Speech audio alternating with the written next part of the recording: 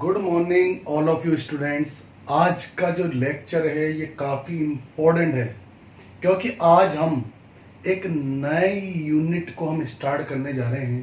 एक new chapter new unit हम आज स्टार्ट करेंगे। आप सभी अच्छे से सुनना, समझना और अच्छे से देखना क्योंकि सबसे इम्पोर्टेंट काम जो है आपको समझ में आना चाहिए जो मैं एक्सप्लेन करूंगा आज की क्लास में।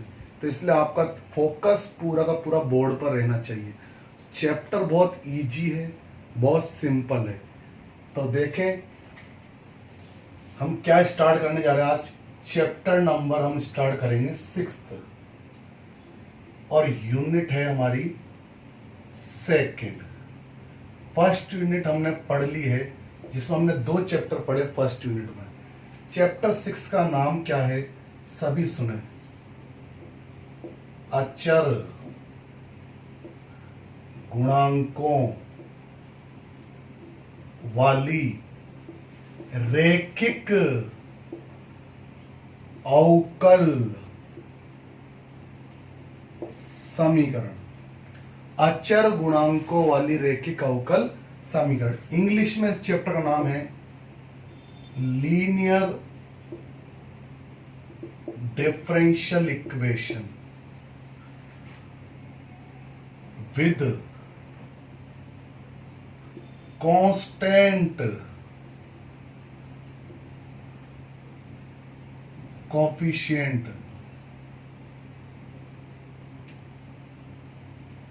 विद कांस्टेंट कोफिशिएंट, ये हमारे चैप्टर का नाम कि अचर गुणांकों वाली रैखिक अवकल समीकरण। अब बात करते हैं कि यार एक हमने चैप्टर पढ़ा फर्स्ट, ध्यान सुनना, आराम से सुनना कि हमने सबसे पहला एक चैप्टर नंबर पढ़ा था फर्स्ट, उसके बाद हमने पढ़ा 2nd। जो 2nd चैप्टर था हमारा उसका नाम था first order and first degree की डिफरेंशियल इक्वेशन, यानी प्रथम कोटि और प्रथम घात की अवकल समीकरण, यानी कोटि भी एक और घात भी एक। अब बात करते हैं कि इस चैप्टर का नाम अच्छे से पढ़िए, अचर गुणांकों वाली, यानी गुणांक कैसे होंगे अचर, किसके, अवकलज के गुणांक।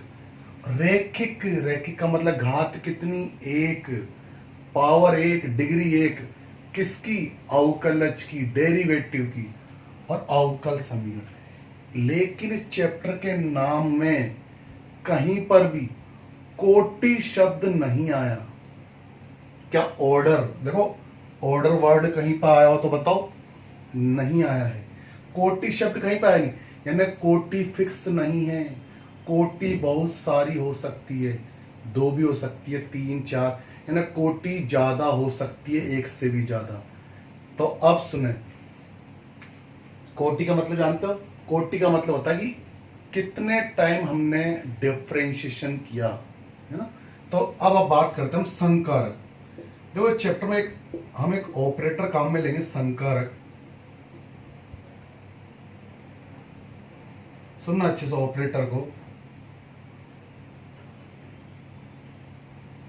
एक ऑपरेटर है संकारक, जैसे डी, कैपिटल डी, जिसे हम किससे रिप्रेजेंट करते हैं, डी बाई डी एक्स से, मतलब डी बटा डी एक्स। ये जो डिफरेंशिएशन है ना, इसको हम शॉर्ट में डी, क्योंकि डी बोलते हैं डिफरेंशिएशन। अगर कहीं पे लिख रहा है जैसे D two X upon D X square, यानी कितने टाइम डिफरेंशिएशन, 2 टाइम, तो इसको हम बोलेंगे डी टू। आ गई बात समझ में। इस तरीके से और भी हो सकते हैं। अब एक बात और कि डिफरेंशिएशन का जब इन्वर्स करते हैं, अवकलन का उल्टा क्या होता है, समाकलन, इंटीग्रेशन। तो फिर यहां पर भी अगर कहीं पे लिख रहा है 1/d, यानी 1/d मतलब डिफरेंशिएशन का इन्वर्स कर दिया, तो इसका मतलब है इंटीग्रेशन। 1/d2 यानी कितने टाइम इंटीग्रेशन, 2 टाइम इंटीग्रेशन। तो इस चीज में किसी को भी प्रॉब्लम नहीं आनी चाहिए। ये केवल एक शॉर्ट में लिखने का तरीका है ना। तो ये एक ऑपरेटर है डी जिसका मतलब क्या है वो समझ गए आप। अगर डी ऊपर है, डी कहां पर है? ऊपर, तो इसका मतलब डिफरेंशिएशन। अगर डी अपोन में है तो इसका मतलब हुआ इंटीग्रेशन। अब बात की करते हैं कि चैप्टर जो हम पढ़ रहे हैं उस चैप्टर की समीकरण क्या बनेगी। तो अच्छे से देखो,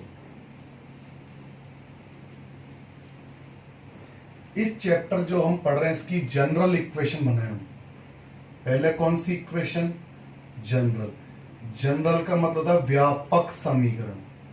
कौन सा समीकरण? व्यापक। अब व्यापक समीकरण कैसे बनेगी वो अच्छे से सीखें कि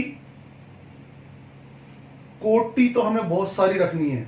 मान लो n कोटि है, कोटि कितनी है? n, d की पावर n dx, यानी कितने टाइम डिफरेंशिएशन किया? n time. लेकिन घात, घात तो एक ही ना।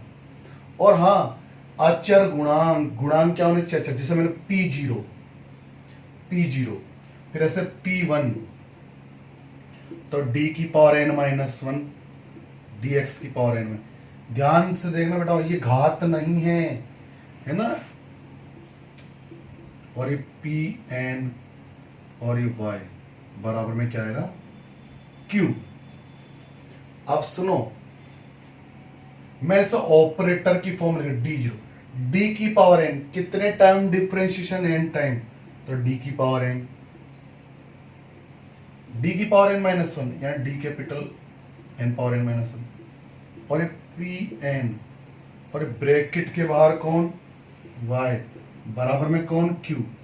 अब सुनो, ये d के ऊपर पावर n, ये घात नहीं है। n, ध्यान से देखना, इसको भूलना मत और इसमें कंफ्यूज मत होना। d की पावर n, d की पावर n, ये पावर n है, ये ऑर्डर है। ये क्या है? ऑर्डर, डिग्री नहीं है, घात नहीं है। अब एक बात देखो, इस ब्रैकेट के अंदर ये तो हो गई जनरल इक्वेशन। कौन सी इक्वेशन? हाँ, और ये q क्या है? सब बच्चे सुने, q है फंक्शन ऑफ x। ये q किसका फंक्शन है? x का फंक्शन है। ये जो q है किसका फलन है? x का। अब ध्यान से सुनो, इस ब्रैकेट के अंदर हमको क्या दिखाई दे रहा है? कैपिटल D दिखाई दे रहा है। लेकिन ये जो P0, P1 और Pn है, ये तो कांस्टेंट है, अचर गुणांक। अरे गुणांक कैसे? अचर। तो इस ब्रैकेट को मैं शॉर्ट में ऐसे लिख दूं, फंक्शन ऑफ d, और ये y बराबर q। यानी मैंने इस ब्रैकेट को क्या लिख दिया शॉर्ट में? Function of d। और हाँ, ये है इस चैप्टर की स्टैंडर्ड इक्वेशन, मानक समीकरण। तो हर बच्चे को इस चैप्टर की स्टैंडर्ड इक्वेशन डायरेक्ट याद होनी चाहिए। तो फंक्शन ऑफ dy बराबर q। चलो एक बार आप भी बोले मेरे साथ साथ, फंक्शन ऑफ dy बराबर q। ये इस चैप्टर की क्या है? Standard equation. अब ये तो काम है पहचानने का कि स्टैंडर्ड इक्वेशन को देख करके हम ये पता लगाते हैं कि वो अवकल समीकरण कौन सी है, किस चैप्टर की है, किस यूनिट की है। लेकिन अब बात आती है इसे हल करने की। क्या अवकल समीकरण को हल कैसे करेंगे? तो इसका एक छोटा सा वर्किंग मेथड है, इसको ढंग से सुनना। वर्किंग मेथड को सुनिए अच्छे से सभी, कि ये जो अभी अपन ने स्टैंडर्ड इक्वेशन लेके आए हम, फंक्शन ऑफ dy बराबर q, मैंने इसमें जीरो ऐड कर दिया। क्या ऐड कर दिया? जीरो। जीरो क्यों जोड़ा है? सुनो, व्यापक हल के लिए। कौन सा हल के लिए? व्यापक हल के लिए। ये हमने जीरो क्यों ऐड किया है? जनरल सॉल्यूशन मिले, कंप्लीट सॉल्यूशन मिले। अब सुनो, अब फंक्शन ऑफ डी से डिवाइड कर दो। अब एक बात सुनो सभी समझदार बच्चों की, सारे स्टूडेंट सुनना अच्छे से, कि one upon function of D, यानी हमें क्या करना पड़ेगा? इंटीग्रेशन, क्योंकि डी कहां गया? नीचे, इंटीग्रेशन। तो सुनो, ये पार्ट होता है पी आई, इसे बोलते हैं पी आई, पीआई बोले तो पर्टिकुलर इंटीग्रल। कौन सा इंटीग्रल? Particular integral. विशिष्ट समाकल। कौन सा समाकल? विशिष्ट। और ये जो जीरो है इससे हमें कांस्टेंट मिलेंगे, आर्बिटरी कांस्टेंट, जिन्हें हम कहेंगे समाकलन स्थिरांक। कॉम्प्लीमेंट्री फंक्शन, इसे बोलते हैं कॉम्प्लीमेंट्री फंक्शन, और हिंदी में कहेंगे इसे पूरक फलन। कौन से फलन? पूरक। अब एक बात और, इसे बोलेंगे हिंदी में विशिष्ट समाकल।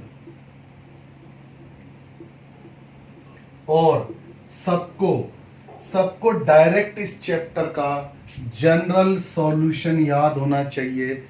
जनरल सॉल्यूशन क्या होता है एक बार दोबारा सुने। y equal to C P I plus C F. C F को हम पहले लिखते हैं, पी आई को बाद में। तो डायरेक्ट अगर हमसे कोई भी पूछ ले कि अचर गुणांकों वाली रैखिक अवकल समीकरण का व्यापकल बताओ, तो व्यापकल फटाफट से बता देना y equal to C F plus P I. Y equal to C F plus P आई।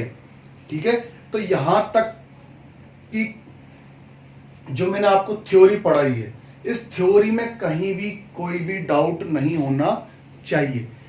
एक एक चीज को अच्छे से सुनना।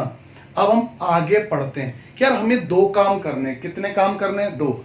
सुनना, पहला काम हमें सी एफ निकालना है, दूसरा काम पी आई निकालना है। और एक बात और, हाँ, कि जब एक नोट सुनो, जब Q का मान 0 हो, नोट लगा के सुनना अच्छे से, जब Q की वैल्यू कितनी हो? 0, तो y equal to C F, यही हमारा कंप्लीट सॉल्यूशन होता है, रिक्वायर्ड सॉल्यूशन होता है, यही अभिष्टल होता है। क्योंकि अगर Q भी 0 हो गया तो Q की वैल्यू 0, तो ये दोनों सेम, तो फिर हमें पी आई निकालने की जरूरत नहीं पड़ती। फिर ऐसे में सी एफ से ही काम हो जाता है। अब बात करते हैं कि सी एफ और पी आई कैसे निकालते हैं। तो पी आई के लिए थोड़ा सा इंतजार करना पड़ेगा। पी आई के लिए क्या करना पड़ेगा आपको? थोड़ा सा इंतजार, और इंतजार का फल मीठा होता है। तो हम सबसे पहले निकालेंगे पी आई। सी एफ के लिए थोड़ा सा रुकेंगे। हम सी एफ तो अभी निकालेंगे, हम पी आई के लिए रुकेंगे। पी आई जो है हम एक्सरसाइज बी से स्टार्ट करेंगे। तो सबसे पहले हम 6 चैप्टर की एक्सरसाइज ए, जिसमें हम ओनली केवल और केवल सी एफ निकालना सीखेंगे। तो देखिए सी एफ की क्रिया विधि। सी एफ ज्ञात करने की क्रिया विधि। क्या सी एफ कैसे निकालते हैं, इसका वर्किंग मेथड क्या है, अच्छे से सुनना। ठीक है, सी एफ निकालते कैसे हैं, इसका वर्किंग मेथड क्या है, ध्यान पूर्वक सुने। सबसे पहला काम, जो आपको स्टैंडर्ड इक्वेशन है आपकी, इसका वर्किंग मेथड अच्छे सुनना। आपकी फंक्शन ऑफ डी वाई बराबर 0। 0 क्यों लिया? हमें पी आई नहीं निकालना है अभी, ओनली केवल और केवल सी एफ। अब सुनो, सबसे पहला काम, सहायक समीकरण बनाओ। कौन सी समीकरण बनाओ? सहायक समीकरण बनाते हैं, और इंग्लिश में बोलते हैं इसे AE, ऑक्सिलरी इक्वेशन। कौन सी इक्वेशन? Auxiliary equation. और ऑक्सिलरी इक्वेशन कैसे बनाते हैं? D की जगह M रखकर। D की जगह क्या रखना है? M। ये जो फंक्शन ऑफ D है ना, इसमें D की जगह M रख दो, और बराबर 0। y में नहीं, ओनली फंक्शन ऑफ D में M रखो, और ये। और सुनो, सेकंड काम, ये जो सहायक समीकरण बनाई हमने ए, इसके मूल ज्ञात करते हैं। क्या ज्ञात करते हैं? मूल। अरे समीकरण के मूल निकलते हैं कि नहीं निकलते बताओ? रूट्स फाइंड आउट कीजिए। सबसे पहले ऑक्सिलरी इक्वेशन, फिर उसके बाद रूट्स फाइंड आउट करने हैं, इसके मूल ज्ञात करते हैं। माना मूल m1 m2 dash dash dash dash mn है। अरे कितने मूल हो गए? n मूल हो गए। अरे फंक्शन ऑफ d, अभी थोड़ी देर पहले देखो d में n घात की समीकरण थी, तो मूल भी कितने लिए मैंने? n। अब देखो सिंपल सी बात है, जितने घात की समीकरण होगी मूल भी हमें उतने ही मिलेंगे।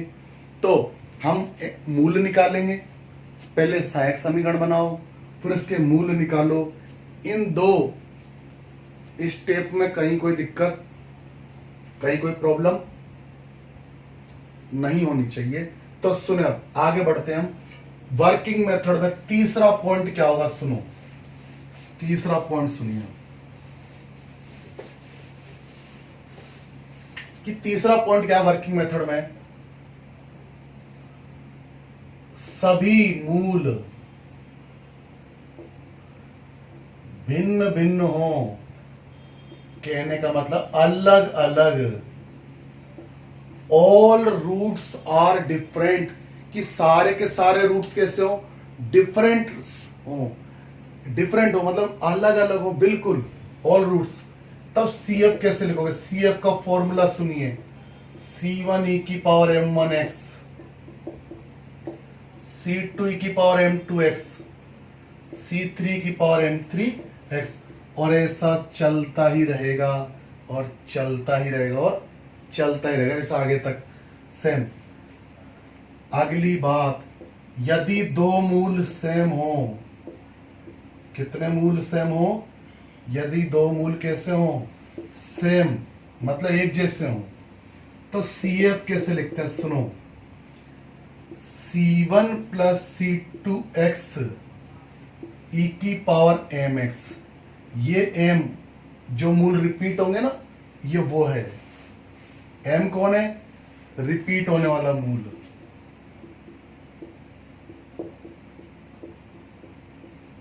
रिपीट होने वाला मूल है। अब सुनो, प्रोग्राम कहां फिनिश हुआ? C2 पे, तो आगे C3 e की पावर m3x, C4 e की पावर m4x, वापस से आगे सेम सेम आएगा।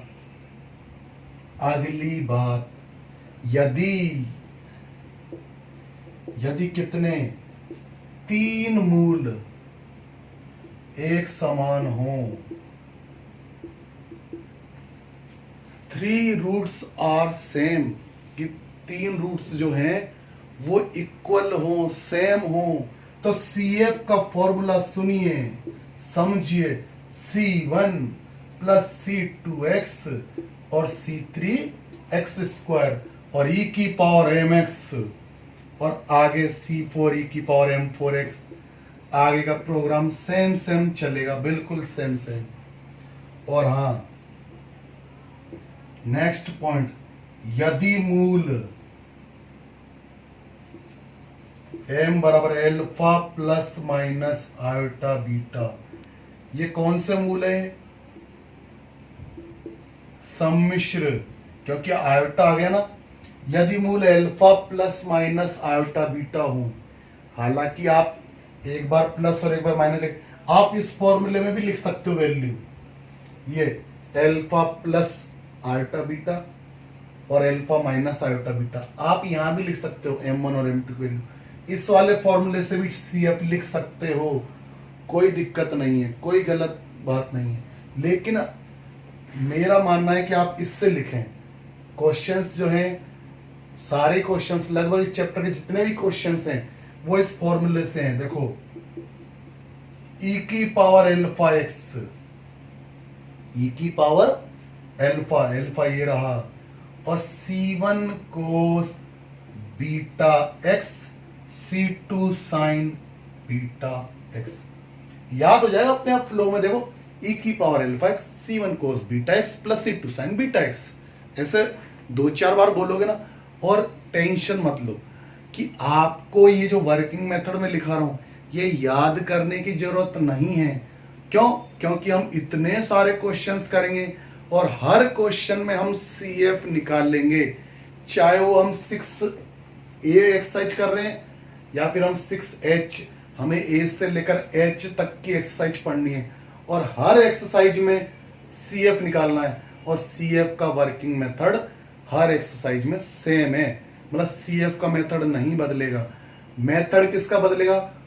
PI का, पर्टिकुलर इंटीग्रल जो हम निकालते हैं केवल और केवल उसी का मेथड बदलेगा। और इस वर्किंग मेथड को भी एक बार अच्छे से पूरा पढ़ें। यदि एक पॉइंट और सुनो, कई बार क्वेश्चन इस टाइप का भी आ जाता है कि मूल ऐसे मिल जाए। देखो इधर, मान लो कभी मूल ऐसे आ गए, कभी मूल ऐसा आए, यदि मूल ऐसे आए, आयोटा नहीं आया, एल्फा प्लस माइनस बीटा, मतलब आयोटा नहीं आया, ओनली एल्फा प्लस, तो ऐसे फिर आप CF कैसे लिखोगे? e की power alpha x C1 cos hyperbolic beta x और C2 sine hyperbolic beta x. और यही इसी के साथ CF ज्ञात करने का वर्किंग मेथड खत्म। तो हमने इतने पॉइंट पढ़े, ये सारे पॉइंट 1 बाय 1 याद होने चाहिए। चलो बोलते हैं पहला मेथड क्या है? D की जगह पहला जो मैंने पॉइंट लिखा है मेथड में कि D की जगह M रखो और ऑक्सिलरी इक्वेशन बनाओ। सेकंड पॉइंट क्या है कि ऑक्सिलरी इक्वेशन के मूल निकालो। तीसरा, अगर सारे के सारे मूल कैसे हो डिफरेंट, तो CF का मेथड क्या है लिखने का तरीका? C1 e की पावर m1x प्लस C2 की power m2x plus dash dash dash. अगर दो मूल रिपीट हो जाए तब क्या करोगे? C1 प्लस C2x e की पावर mx और फिर प्लस C3 की पावर m3x पर डैश डैश डैश, सेम चलेगा। अगर तीन मूल रिपीट है तो ये रहा, मूल सम्मिश्र है तो ये रहा। CF लिखने का तरीका देखो, e की power alpha x C1 cos beta x plus C2 sign beta x. और अगर आयोटा नहीं आए तो CF लिखने का तरीका ये रहा। तो यानी कहने का मतलब ये कि आपको पूरा वर्किंग मेथड याद हो या ना हो, अपने आप ही याद हो जाएगा। आपको याद करने की जरूरत नहीं है, मैं आपको होमवर्क ही नहीं दे रहा कि आप ये वर्किंग मेथड याद करो, मत करो, अपने आप ये वर्किंग मेथड याद हो जाएगा, क्योंकि हम क्वेश्चंस ही बहुत सारे करेंगे। तो अब तो ये तो सीखा आपने CF ज्ञात करने का नियम, और इसकी हेल्प से, ये जो क्रिया विधि हमने पढ़ी, इसकी हेल्प से हमें क्वेश्चंस करने 6A के। हाँ, और हमें इक्वल में 0 ही मिलेगा। हमें इक्वल में क्या मिलेगा? 0। तो हमें CF ही निकालना होंगे, PI नहीं निकालना है। PI के लिए हम मेथड पढ़ेंगे 6B से। तो फिलहाल आप लोग एक छोटा सा मैं एग्जांपल ले लेता हूं आपके लिए। जैसे D² minus 5D plus 6y बराबर 0। अरे पहले पढ़ो फंक्शन ऑफ D, देखो फंक्शन ऑफ D y बराबर q, इक्वल में 0 है ना। सबसे पहले नियम क्या कहता है? ऑक्सिलरी इक्वेशन बनाओ। क्या बनाइए? Auxiliary equation. कैसे बनाते हैं? D की जगह m रखो, D की जगह क्या रखो? m। देखो D की जगह m रख दिया, और समीकरण के मूल निकालो। अब ये द्विघात समीकरण, m की घात 2 क्वाड्रेटिक इक्वेशन है, या तो इसके डायरेक्ट फैक्टर हो रहे होंगे, और अगर डायरेक्ट फैक्टर नहीं हो तो श्रीधराचार्य मेथड लगाएंगे, तो इसके फैक्टर वैसे डायरेक्ट हो जाएंगे। -3x -2x प्लस 6, और m कॉमन, तो m -3 -2 कॉमन लास्ट में, तो m -3, तो m -3 कॉमन और m -2। और जरा देखें तो m की वैल्यूज कितनी जाएगी? 2 और 3। इसको अलग 0 करो और इसको अलग 0 करो। m के कितने मान आए? 2, लेकिन दोनों के दोनों डिफरेंट हैं। देखो, तब CF कैसे लिखोगे? कॉम्प्लीमेंट्री फंक्शन C1 e की पावर m1x, m1 की वैल्यू 2, C2 की पावर m2x। उसके बाद लास्ट में एक लाइन और लिखना, रिक्वायर्ड सॉल्यूशन, अभिष्ट हल y इक्वल टू CF, और CF की वैल्यू पुनः लिख दीजिए।